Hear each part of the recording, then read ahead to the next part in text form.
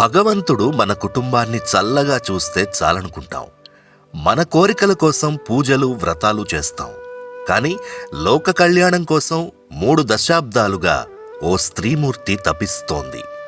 భగవంతునికి ఇష్టమైన నామస్మరణే తన సాధనగా ఎంచుకున్నారు శ్రీమతి రోజా శ్రీదేవి.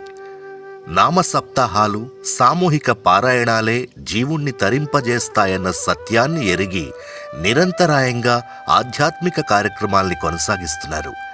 భగవత్ కార్యాలు తప్ప మరో ఊసే లేకుండా తన ఆధ్యాత్మిక ప్రయాణాన్ని సాగిస్తున్నారు శ్రీమతి రోజా శ్రీదేవి.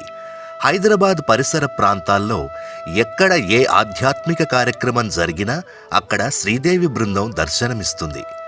ఏ ప్రయోజనం ఆశించకుండా స్వచ్ఛందంగా శ్రీదేవి బృందం కోరిన భక్తుల గృహాల్లో భజనలు నిర్వహిస్తారు.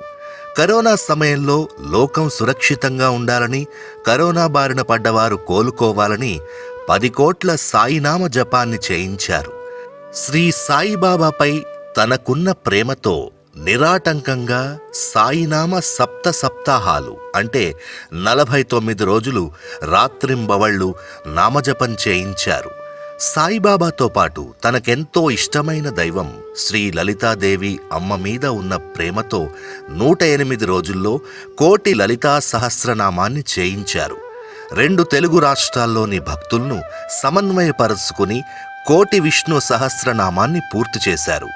భవసాగరాన్ని దాటించే నవవిధ భక్తిలోని స్మరణ, కీర్తన అనే భక్తి మార్గాల్లో ప్రయాణిస్తున్న శ్రీమతి రోజా శ్రీదేవికి సాయి టీవీ సగర్వంగా అందిస్తోంది సాయి శక్తి పురస్కారం.